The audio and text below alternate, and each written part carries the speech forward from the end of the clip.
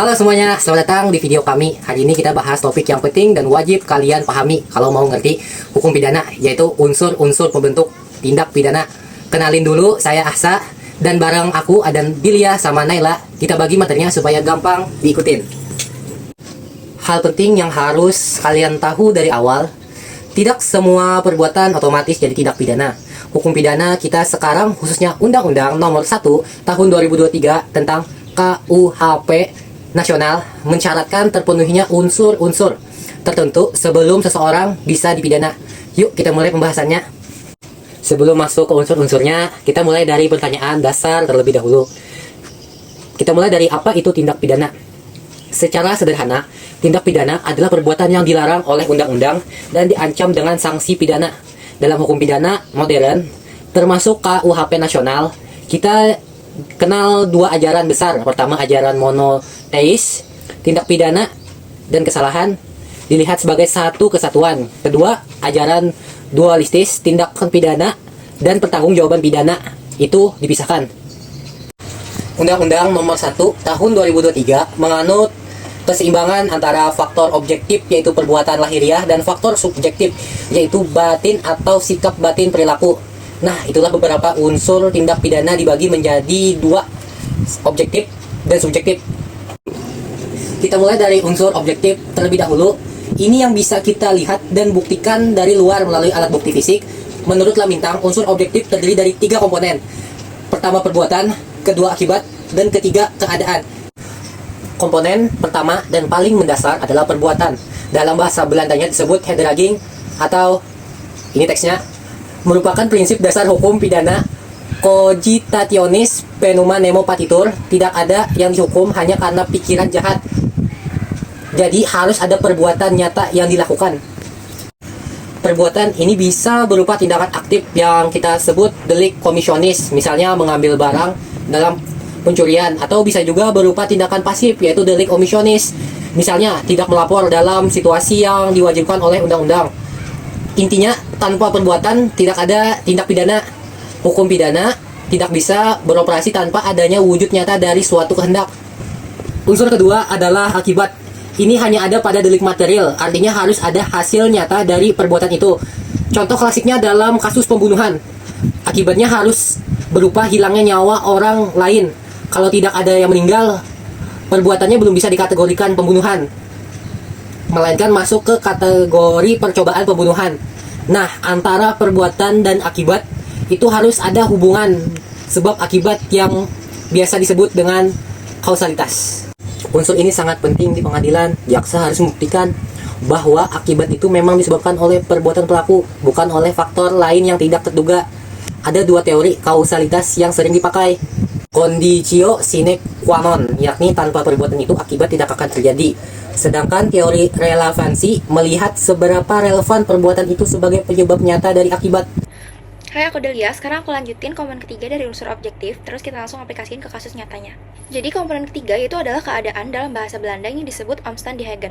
Ini adalah kondisi-kondisi yang menyertai perbuatan dan bisa mempengaruhi kualifikasi maupun berat ringannya tindak pidana.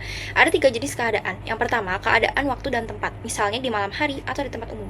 Kemudian yang kedua, ada keadaan terkait objek perbuatan, misalnya barang milik orang lain dalam pencurian. Yang ketiga, ada keadaan yang melekat pada subjek, misalnya seorang pegawai negeri dalam tindak pidana jabatan. Keadaan-keadaan ini bisa berfungsi sebagai elemen yang mengkualifikasi tindak pidana. Artinya, tanpa kondisi itu, perbuatan bisa jadi bukan tindak pidana sama sekali atau sebagai elemen yang memperberat ancaman pidana. Nah, ada satu unsur objektif tambahan yang juga penting, yaitu sifat melawan hukum. Menurut Lamintang yang dikutip oleh Hukum Online, sifat melawan hukum ini harus selalu dianggap ada dalam setiap perumusan delik.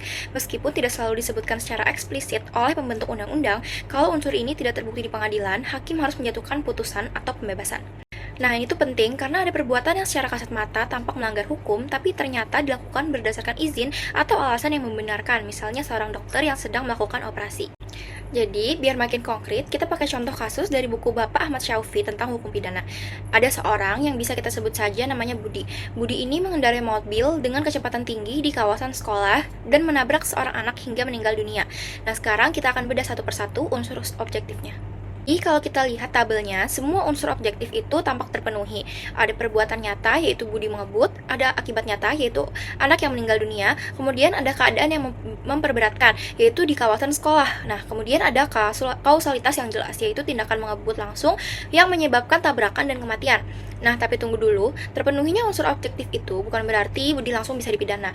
Kenapa? Karena kita itu masih perlu meneliti apa yang ada di dalam batin Budi saat kejadian itu, dan disinilah unsur subjektif masuk.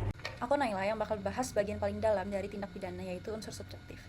Unsur subjektif merujuk pada sikap batin atau kondisi psikologis pelaku saat melakukan tindak pidana. Ini adalah inti dari ajaran kesalahan atau SCALT dalam hukum pidana. Kenapa penting? Karena hukum pidana modern termasuk KUHP nasional kita di Undang-Undang Nomor 1 Tahun 2003 tidak menganut pertanggungjawaban absolut atau strict liability kecuali dalam kasus-kasus yang sangat terbatas.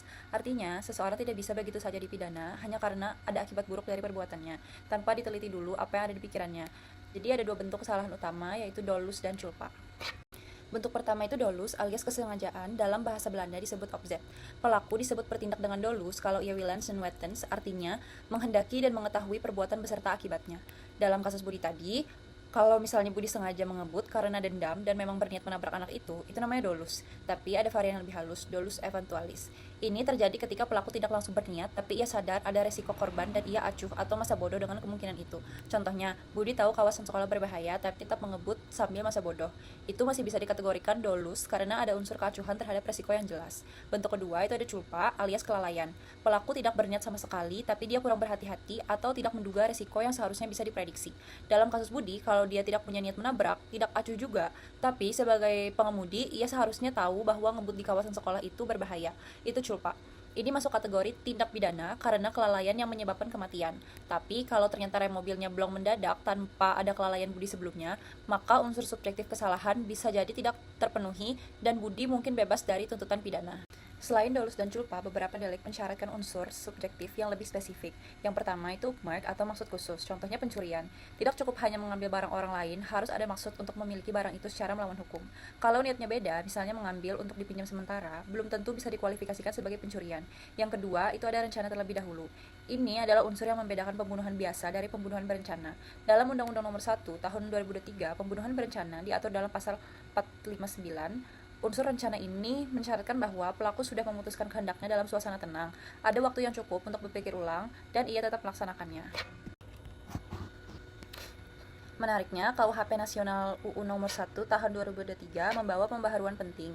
KUHP baru ini menganut keseimbangan antara faktor objektif dan subjektif yang berbeda dari KUHP lama warisan Belanda yang lebih menitik beratkan pada perbuatan. Selain itu, KUHP baru secara sistematis mengatur bentuk-bentuk kesengajaan dan kelalaian dalam buku 1 yang menjadi acuan umum untuk menafsirkan unsur-unsur subjektif pada delik-delik di buku 2 ini. Ini penting karena dulu banyak terjadi ambiguitas, apakah suatu delik menuntut kesengajaan atau cukup kelalaian. Kini konsepnya lebih jelas dan presisi sesuai prinsip. Oke, jadi ini rangkuman yang sudah kita bahas hari ini. 1. Tindak pidana itu harus dilihat dari dua sisi, unsur objektif dan unsur subjektif. Keduanya harus terpenuhi. Yang kedua, unsur objektif itu mencakup perbuatan, akibat, keadaan, kausalitas, dan sifat melawan hukum. 3. Unsur subjektif itu mencakup kesengajaan dolus, kelalaian culpa, dan unsur-unsur khusus. Yang keempat, KUHP Nasional Undang-Undang Nomor 1 Tahun 2023 menegaskan keseimbangan antara faktor lahiriah dan batiniah dalam pemidanaan. Semoga videonya bermanfaat buat kalian. Makasih sudah nonton. Sampai jumpa di video berikutnya.